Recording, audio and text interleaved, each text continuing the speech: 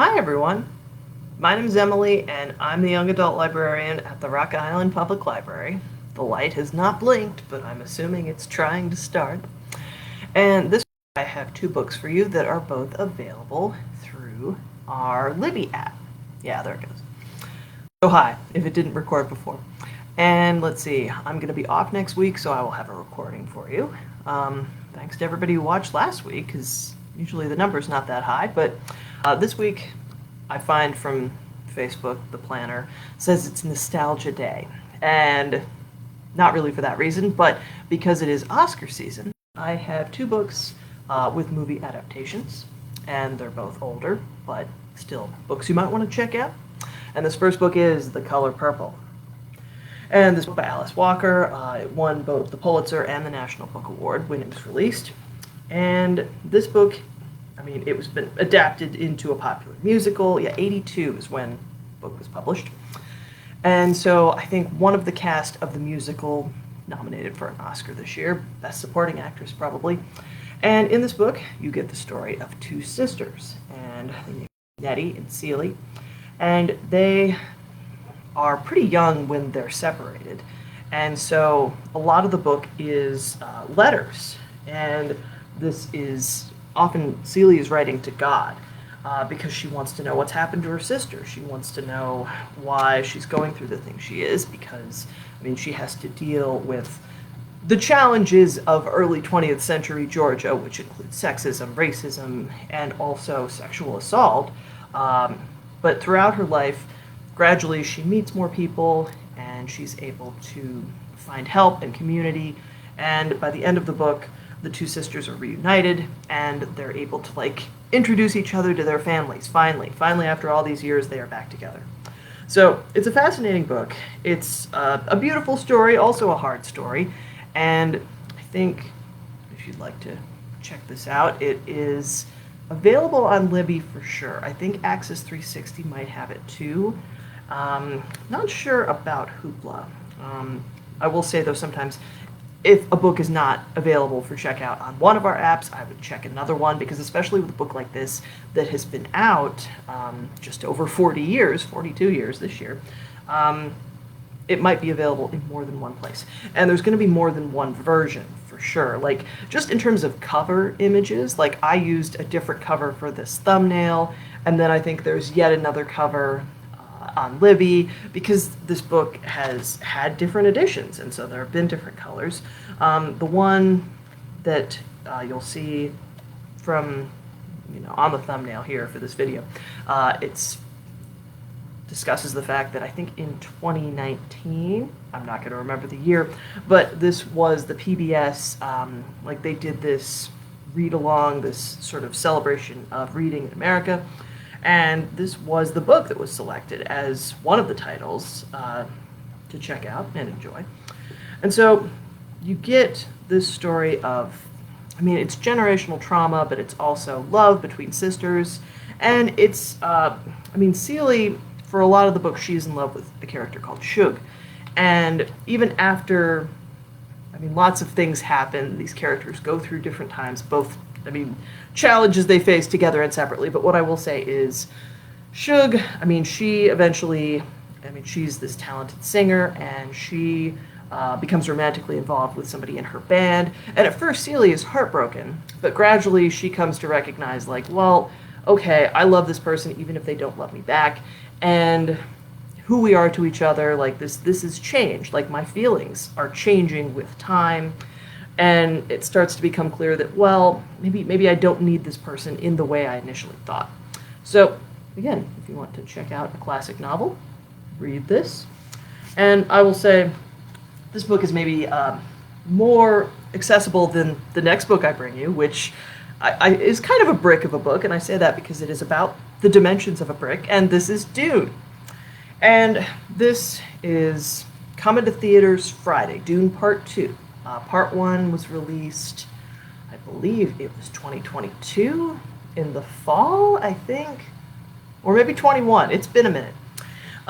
In this book, though, which won, I believe, the first Edgar and, the first Nebula Award and shared the Hugo Award back when it was released, all the way back in 1965. And this is an interesting novel because in some ways it's really stood the test of time. Now, if you're curious, what I will say is that basically, if you're looking, like, first movie covers about, like, the division here, pretty much exactly half the novel. And what I'm hearing now, because I originally thought the movie, like, it was going to be a trilogy, and so we were going to get a part 3.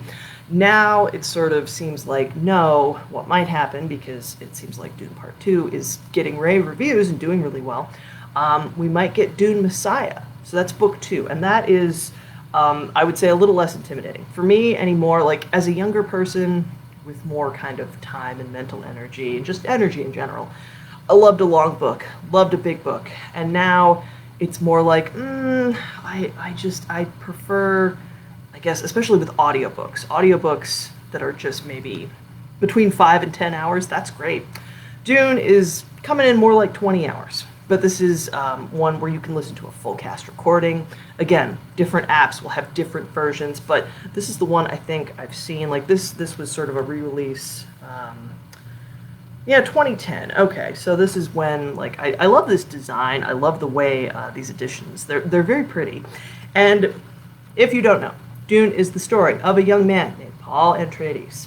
And he would become, like, the interesting thing that you might notice as you read this, the way the book is framed is you're getting a lot of information from people who are reflecting on the events of the book after they've happened.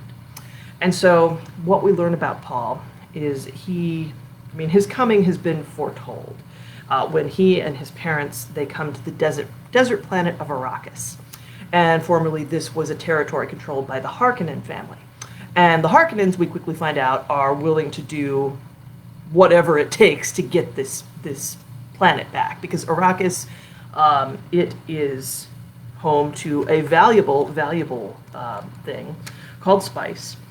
And the whole idea with this is, all right, well, they aren't just going to let this other family have this valuable resource. And so it's understood, again, as you listen to or read the book, you will find that, well, Paul's father, Duke Atreides, has sort of been set up. There's an understanding that, well, this person maybe is a bit of an inconvenience to us in some ways, politically speaking, and he is not married. I think again, you get into sort of the scheming here, and this is like the far future, way out in space, and what we find is Jessica, Lady Jessica, who is Paul's mother. Technically, she is a consort. She is not Paul's father's wife. And this is a political maneuver. The idea here is, oh, well, this person could still be valuable, could make a valuable alliance with another family, but that doesn't exactly happen. And what I will say is you're learning before, like just in the very beginnings of the book, before they've even left for Arrakis, you learn a little bit about Paul's education. And this is interesting because we find his mother, Lady Jessica, she belonged to this order called the Bene Gesserit. And the idea was her marriage, not marriage, but her becoming the consort of the Duke was another political maneuver. And the Bene Gesserit had this thought of, you're supposed to be, in the case of this match, supposed to be having a daughter.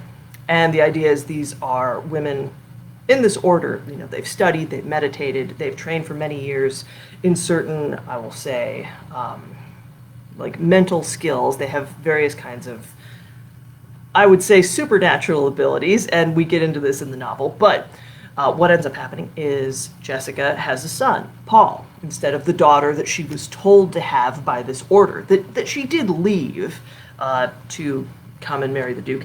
And so we get into her history also.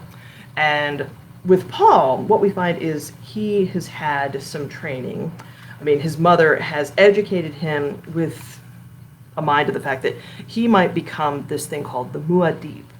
I think another word for this, because I'm somebody who is kind of a dilettante with this, for sure. Like, I've not read all the Dune books by any means, but my understanding of this sort of chronology and the structure of this book is Paul, he is tested at the very start of this first novel, and this is a very famous scene because what ends up happening is he is tested with this thing called the Gom Jabbar. And even if you've never read this book or seen any of these movies, you might understand like the scene where Paul has to put his hand in this box, and he is being asked to resist, pain, in the sense that, all right, this is going to be painful, and I'm testing your humanity. Because an animal, if an animal feels pain, okay, it's going to pull away. But the idea with the hand in the box thing is like, okay, you're going to keep your hand in this box no matter how badly it hurts. And if you don't, the Gom Jabbar, which is at Paul's throat, will kill him. This is a poison knife. And so this is where, again, in the page 12 of this massive fantasy epic, you get the litany against fear. Litany against fear, this is famous. I must not fear. Fear is the mind killer. Fear is the little death that brings total obliteration. I will face my fear. I will permit it to pass over me and through me. And when it is gone past, I will turn the inner eye to its path. Where the fear has gone, there will be nothing. Only I will remain. And this is, again, part of Paul's education, and it marks him, the fact that he knows this, the fact that he has some of his mother's skills in terms of, mental training, he is more prepared than he would be otherwise, certainly, for what he finds on Arrakis. And there he finds the indigenous people, the Fremen, and they are looking to escape the rule of the Harkonnen. And so that's kind of what the second half of the book is about. Paul and Jessica, various things happen. Some characters live, some characters die. We meet others. You're sort of unclear about, by the end of the first movie, there's at least one person. I think it's, who is it? Because, there's a beloved character named Duncan Idaho. That is his name. He's great. And by the end of the first movie / the first half of the book, you might know that, well, okay, his fate seems to be clear, but in future books we find that, well, okay, wait a minute.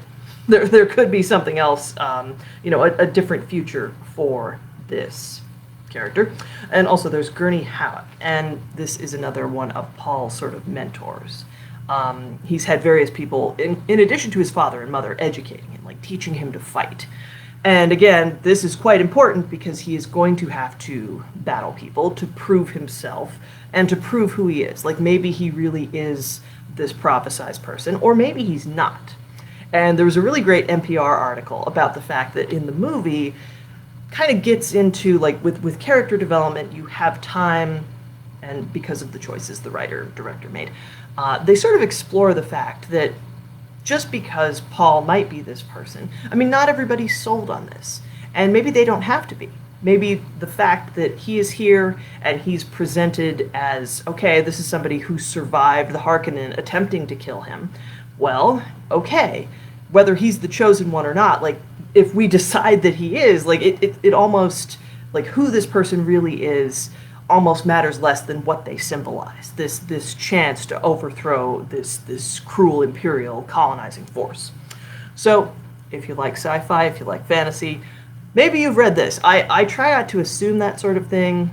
Maybe you haven't. I feel like it's one of those books where people are like, you haven't read it if you haven't. And I don't want to do that. Instead, I would say, wow, if you haven't read this, you might be in for a treat because it's a really epic journey. And it's just a fascinating story. I will say, because I don't think Dad watches these, he almost failed college because he was supposed to be doing calculus, and instead he was reading Dune, which is fair. I would much rather read this book than do calculus ever again.